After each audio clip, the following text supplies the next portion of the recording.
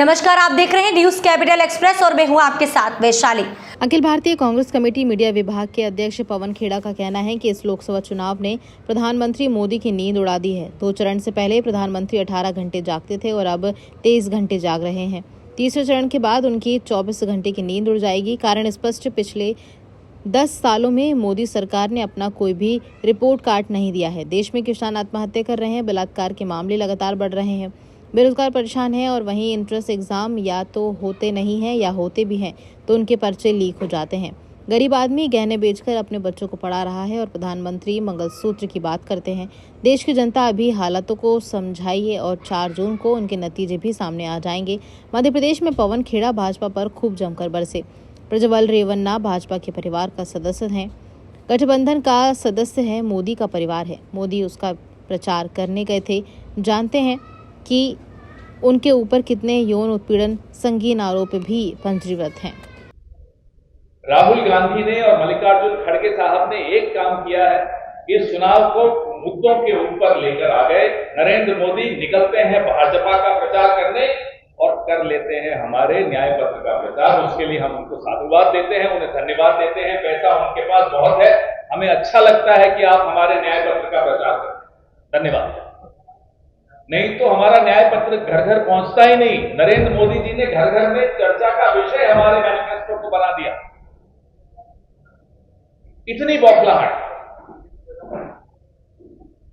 हमने एमएसपी के कानून की बात की, हमने 30 लाख रिक्त पदों को भरने की बात की, हमने पहली नौकरी पक्की की बात की, हमने हर गरीब परिवार की महिला के खाते में हर साल 1 लाख रुपए जमा करने की बात की। हमारे जो न्याय पत्र है वो आप सबके सामने है, स्पष्ट है। आप लोग एंटायर पॉलिटिकल साइंस में तो शायद किसी ने नहीं पढ़ा होगा यहाँ, लेकिन फिर भी आपने हमारा मैनिफेस्टो पढ़ा होगा। वो तो एक ही आदमी ने वो डिग्री ली थी, एंटायर पॉलिटिकल साइंस। तो आप लोग अब हमारा न्याय पत्र पढ़िएगा और जो मोदी साहब हैं उनका झूठ जरूर पकड़िए। पूरा का पूरा कैबिनेट 10 साल काम करने के स्थान पर राहुल गांधी की माला जपते रहे। राहुल गांधी ने आज छींक दिया, राहुल गांधी ने आज कुछ बोल दिया, नहीं बोला तो फर्जी वीडियो। इस तरह का काम सरकारों का नहीं होता। जिस तरह का काम मोदी सरकार ने पिछले 10 साल में किया है, इसलिए आपके सवाल वो नहीं झेल पाते, इसलिए आपके सामने बैठकर प्रेस वार्ता नहीं कर पाते। और हम बार बार कहते हैं और फिर मैं कह रहा हूं, ये आखिरी चुनाव है अगर ये जीत गए। ऐसे ही नहीं कह रहा हूं, सूरत में देखा आपने, यहां इंदौर में देखा आपने। और आज मैं किसी खोजी पत्रकार के विषय में ने कोई स्टोरी की थी, मैं देख रहा था वीडियो पे। गांधीनगर सीट अमित शाह साहब लड़ रहे थे, 16 कैंडिडेट्स को डरा धमका कर उनसे नाम वापस करवाया गया। किसी को कहा तुम्हारी 3 बेटियां हैं, इस पचड़े में मत पड़ो, दलित था वो। तमाम दलित आदिवासी जितने भी उस वर्ग से ओबीसी वर्ग के कैंडिडेट्स थे, उन सबको बैठाया गया। गांधीनगर सीट, सूरत, इंदौर, मुझे ये कहने में गुरेज नहीं है, हमारे सर्वे में भी ये आया है कि ये तीनों सीटें भाजपा जीतेगी। अच्छी तरह से जीत रही थी, उसके बाद ये करने की आवश्यकता क्यों पड़ी? जीतने वाली सीटों पे अगर ये कर सकते हैं ऐसा, तो सोचिए हारने वाली सीटों पर क्या करेंगे। ये चुनाव नहीं करने देंगे 2029 का, अगर ये इस बार जीत गए। इसलिए इन्हें रोकना जरूरी है। क्यों हम बार बार आप लोगों को याद दिलाते हैं कि साहब संविधान पे इनकी नजर बुरी है। हमारे कोई रात को सपने में तो नहीं आया होगा ना। ये बात इनके नेता एक के बाद एक लगातार, अरुण गोविल, ज्योति मिर्धा, अनंत हेगड़े, और उससे भी पहले आप चले आइए 2015 में, तो जो संघ में नंबर 2 हैं दत्ता जी,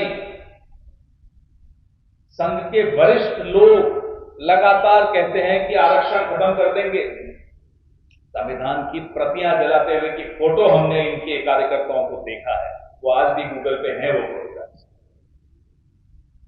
संविधान के बारे में और बाबा साहब अम्बेडकर के विषय में इनके मन में ये सम्मान है आपके सामने हो जाती है।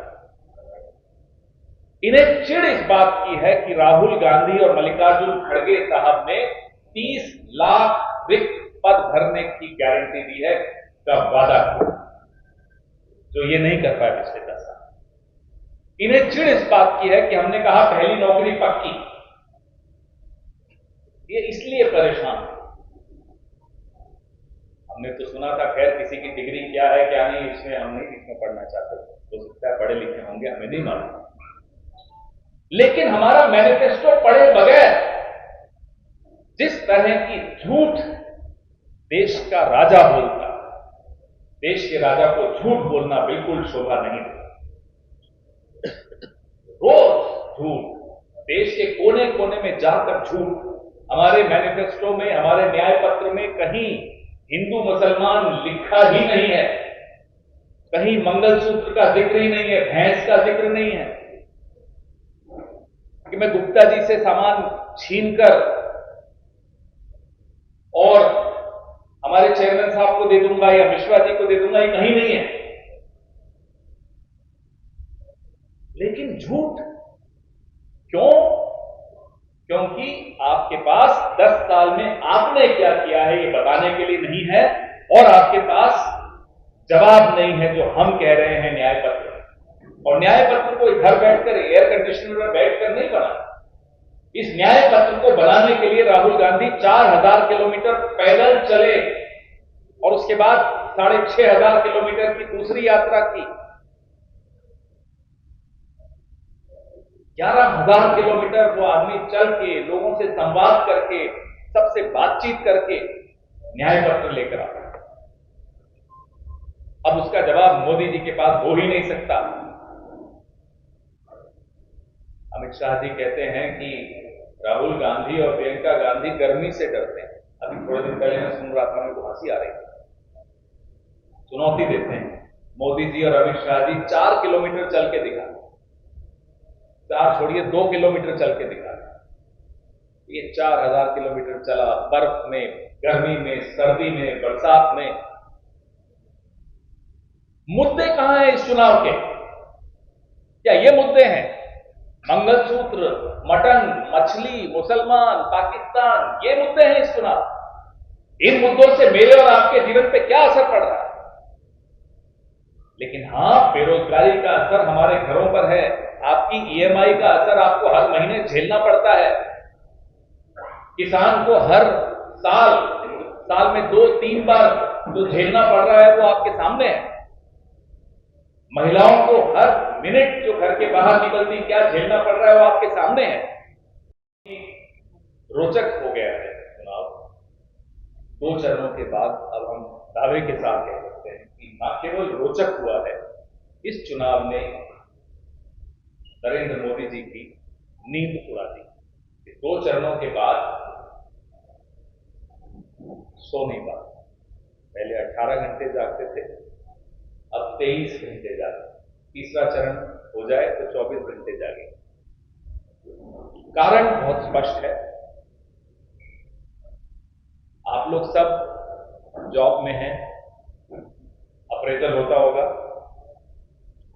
कितनी स्टोरीज कितने की, कितने एक्सक्लूसिव कौन लाया, ये अप्रेजल होता है। हम सबका भी अप्रेजल होता है।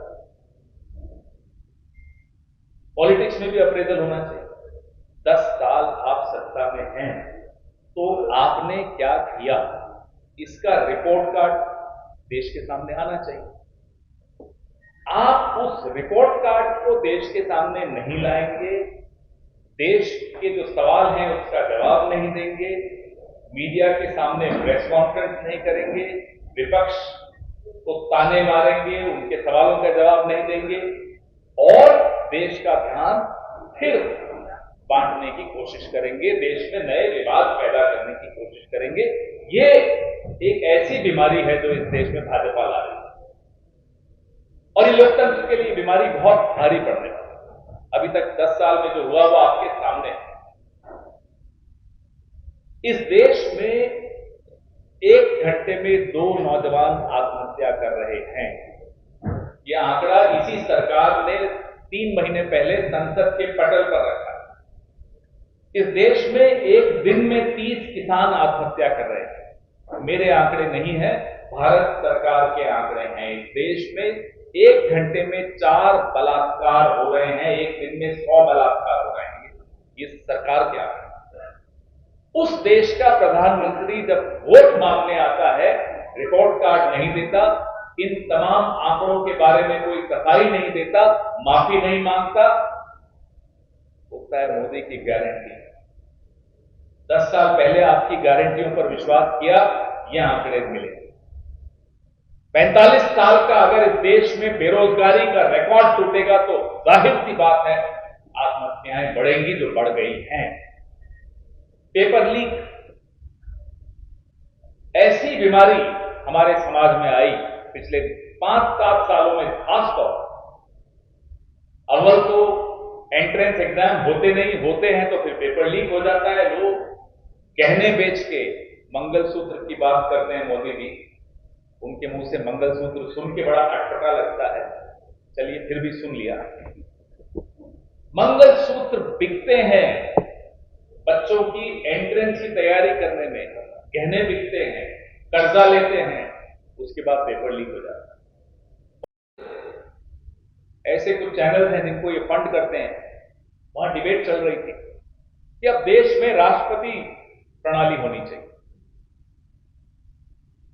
कि 400 पार का मतलब ही ये होता है, सरकार तो 272 पे बन जाती। क्यों चाहिए 400?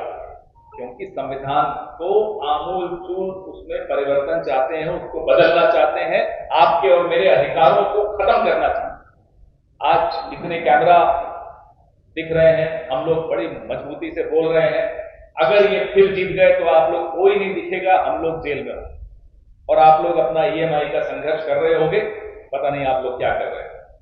ये स्थिति आने वाली है इस देश में। इस देश में पत्रकारिता अब मुश्किल हो गई है, आसान नहीं बची। विपक्ष का काम तो और मुश्किल हो गया है, आसान नहीं है। सिर्फ बोलने से, सिर्फ बोल देने भर से 5 FIR 6 FIR पर है, हमारे कई साथियों पर FIR।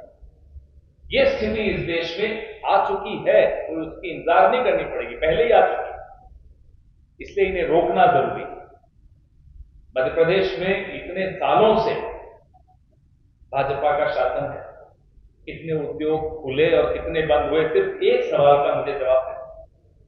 जबलपुर से शुरू करिए, एक एक शहर में आते जाइए, आपके सामने है, यहीं मंडी वीक पास में ही है। कितने उद्योग बंद हुए, प्रॉक्टर एंड गैम्बल यहीं था, अब सिर्फ पैकिंग होती है। तमाम ऐसे उदाहरण हम आपको रोज दे सकते हैं और चुनौती देते हैं भाजपा के किसी भी नेता को, हमारे किसी नेता के सामने आकर बहस करे, इन मुद्दों पर बहस करे जो लोगों की जिंदगी से जुड़े हुए मुद्दे हैं, बेरोजगार नौजवानों की जिंदगी से जुड़े हुए मुद्दे हैं, महिलाओं से जुड़े हुए मुद्दे हैं, किसानों से जुड़े हुए मुद्दे हैं, मध्यम वर्ग से जुड़े हुए मुद्दे हैं, व्यवसायियों से जुड़े हुए मुद्दे हैं। कितने व्यवसायी आत्महत्या करें, क्यों करना पड़ रहा है आपको? कोई एक वर्ग बता दीजिए जो संतुष्ट हो, जिसके लिए इन्होंने कुछ किया हो। हाँ, ये जरूर है, भाजपा और संघ के हर जिले में कार्यालय बन रहे हैं, 7 स्टार ऑफिस, ये तो हो रहा है। हमें और आपको जब वैक्सीन लगाया हमने, मेरी और आपकी फोटो नहीं थी वैक्सीन के सर्टिफिकेट पे, मोदी जी की फोटो, अब वो फोटो गायब हो गई। हमारा जानने का हक था कि ये वैक्सीन सही है या नहीं है। अब जाकर वैक्सीन बनाने वाली कंपनी ने विदेश में जाकर बोला है कि हां, इसके साइड इफेक्ट्स हैं, हार्ट अटैक होता है, क्लॉट्स हो सकते हैं। यहां बोलने की जरूरत महसूस नहीं की। क्यों? क्योंकि 52 करोड़ का चंदा इस कंपनी से इलेक्टोरल बॉन्ड के माध्यम से नरेंद्र मोदी जी की पार्टी ने लिया। और ये यूं नहीं मालूम पड़ता हमें और आपको, सर्वोच्च न्यायालय की वजह से मालूम पड़ा। सिप्ला एक और कंपनी में नाम लेना, रेमडेसिविर, हम और आप संघर्ष कर रहे थे अपने परिवार को बचाने के लिए, रेमडेसिविर खरीद रहे थे, नहीं मिल रही थी, ब्लैक में खरीद रहे थे, सिप्ला बनाती है। सिप्ला से इलेक्टोरल बॉन्ड्स में कितने पैसे लिए हैं आप जरा देख लीजिएगा। और अब खुलासा हुआ है कि रेमडेसिविर भी गलत मिल रही थी, बैच नंबर मिक्स कर रखे थे, असली थी नकली थी, किसी को नहीं पता नहीं। इन दोनों कंपनियों ने पीएम केयर फंड में कितना पैसा दिया, जहां चीनी कंपनियों ने दिया, ब्लैक लिस्टेड चाइनीज कंपनीज ने जहां पैसा दिया। ये 10 साल में क्या हुआ, मैं आपको आज थोड़ा लंबी बात कर रहा हूं, लेकिन ये जरूरी है बताना, क्योंकि साहब अपनी रिपोर्ट कार्ड नहीं देंगे, हम दे रहे हैं।